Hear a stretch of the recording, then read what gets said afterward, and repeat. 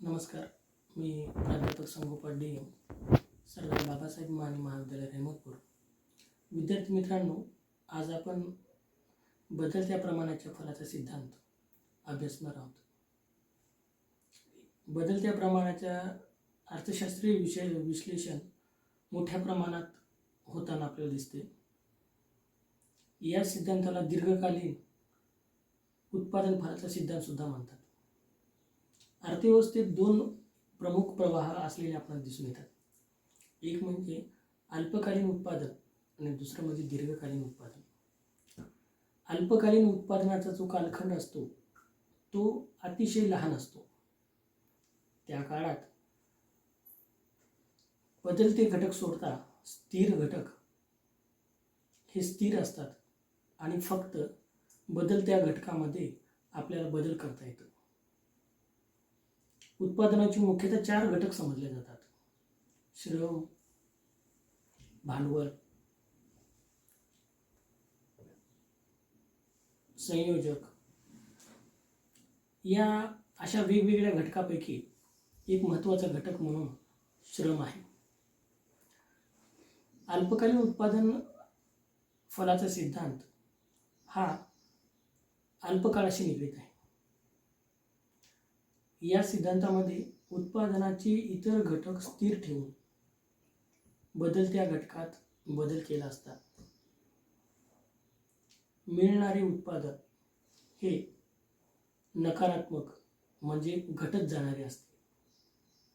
या सिद्धांतामध्ये प्रामुख्याने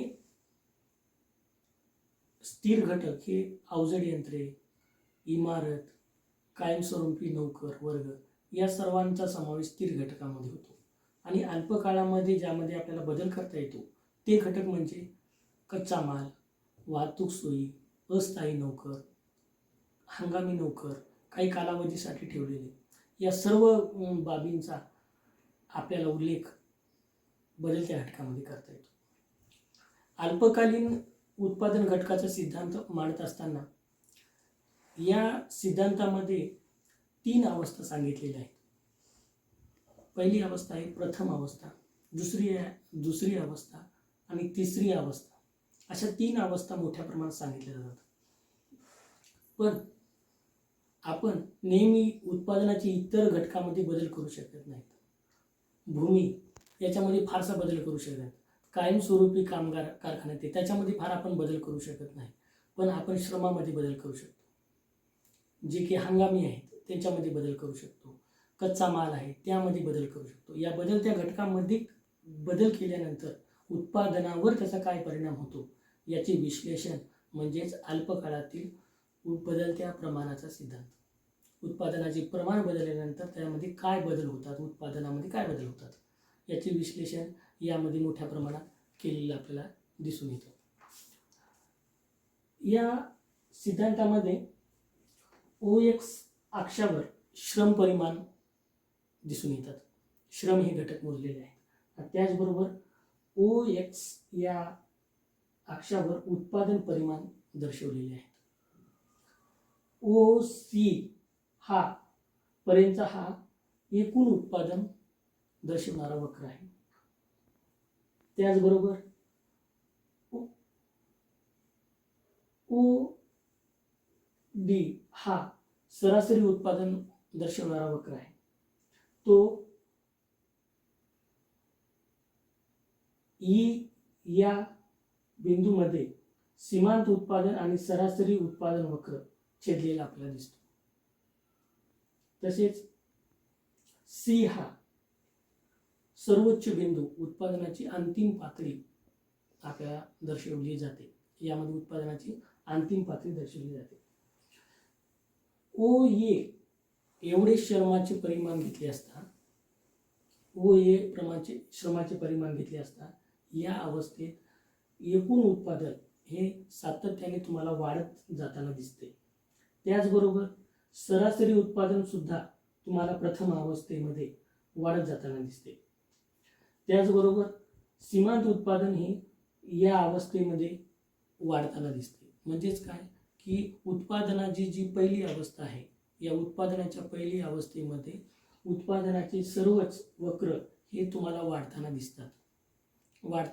कारण बदलत्या घटकामध्ये बदल केल्यामुळे इतर घटकांची संख्या तुम्ही स्थिर ठेवता.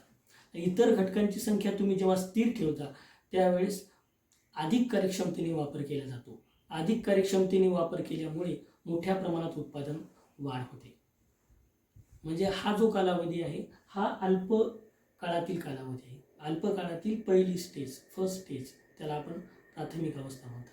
आता द्वितीय अवस्थेमध्ये श्रमाचे परिमाण ओ ए पासून ओ बी पर्यंत गेले. म्हणजेच एकूण श्रम परिमाण म्हणजे एकूण लेबर, कच्चा माल याचा वापर मोठ्या प्रमाणात वाढवला आणि याचं प्रमाण काय केलं तर ओ बी एवढं केलं. पण ओ बी केलं असताना या अवस्थेमध्ये सरासरी उत्पादन आणि सीमांत उत्पादन, सरासरी उत्पादन आणि सीमांत उत्पादन घटू शकते, घटताना दिसते आपल्याला. सरासरी उत्पादन तुम्हाला घटताना दिसेल आणि त्याचबरोबर तुम्हाला सरासरी सीमांत उत्पादन सुद्धा घटताना दिसेल. सरासरी आणि सीमांत उत्पादन दुसऱ्या अवस्थेत घटत जाते. मात्र एकूण उत्पादन हे तुम्हाला वाढताना दिसते. म्हणजेच सी बिंदूपर्यंत ते वाढताना दिसते. एकूण उत्पादन दराने वाढत असते. व सुरुवातीला सरासरी उत्पादन सीमांत उत्पादन समान असले तरी पुढे एकूण सरासरी उत्पादन हे सीमांत उत्पादन आणि सरासरी उत्पादनापेक्षा जास्त वाढताना दिसते.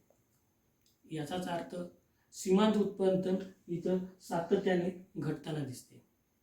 ही जी उत्पादनाची दुसरी अवस्था आहे, या उत्पादनाच्या दुसऱ्या अवस्थेमध्ये सीमांत उत्पादन घटताना दिसत असताना आपल्याला दिसते. तृतीय अवस्था, या तृतीय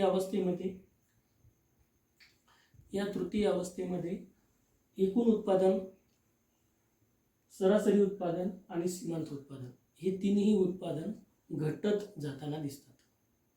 म्हणजेच काय तर एकूण उत्पादन यामध्ये बी ते ओ एक्स पर्यंत वापरले जाते. यावेळेस सीमांत उत्पादन वक्र ऋणात्मक होते, सरासरी उत्पादन घटत जाते आणि एकूण उत्पादन हे काय घटताना दिसते. एकंदरीत पाहता या संपूर्ण सिद्धांताचा उल्लेख केल्यास या सिद्धांतामध्ये बदलत्या घटकामध्ये बदल करून अंतिमतः उत्पादन ऋणात्मक होते. म्हणजेच अल्प काळामध्ये सुरू झालेले उत्पादन जेव्हा दीर्घ काळामध्ये जाते तेव्हा दीर्घ काळामध्ये तुम्हाला ते प्रमाण घटत असताना दिसते. या बदलत्या प्रमाणाची आपण काही गृहीत बघितली होती. ती उत्पादनाचे इतर घटक स्थिर ठेवून आपण काय केलेलं आहे की एका घटकामध्ये वाढ किंवा घट केलेली आहे. उत्पादन कोणत्याही प्रकारचे तांत्रिक बदल केले नाहीत. या उत्पादनामध्ये आपण काय केले, त्या सिद्धांतामध्ये तांत्रिक बदल कुठले केले नाहीत. हा नियम अल्प काळातच लागू होतो. हा नियम दीर्घ काळात आपल्याला लागू होत नाही. आणि या सिद्धांताच्या वस्तूचे मोजमाप हे भौतिक स्वरूपाचे आहे. हा सिद्धांत सत्याच्या परिस्थितीमध्ये जास्त अनुभवास का येतो, कारण की या ज्या सिद्धांतातले जे परिमाण वापरले आहेत ते भौतिक आहेत. श्रम, भांडवल, संयोजक, कच्चा माल, त्याच्यामुळे यापासून मिळणारे जे परिमाण असतील ते परिमाण हे आपल्याला वास्तव असलेले दिसत येतात. अल्प काळामध्ये अनेक सिद्धांत मांडत असताना या सिद्धांताचं महत्त्व सांगितले जाते की अनेक सिद्धांत मांडत असताना बदलत्या प्रमाणाच्या सिद्धांताचा आधार यामध्ये घेतला जातो. त्यानंतर दुसरा महत्त्वाचा फायदा म्हणजे काय की अल्पकाळ आणि दीर्घकाळ हा पहिल्यांदाच या सिद्धांतापासून वेगळा आहे हे सिद्ध होते. अल्पकाळातील उत्पादनाचे घटक आणि दीर्घकाळात उत्पादनाचे उपलब्ध होणारे घटक हे वेगवेगळे असतात हे या सिद्धांतापासून आपल्याला पूर्ण झालेले दिसून येते.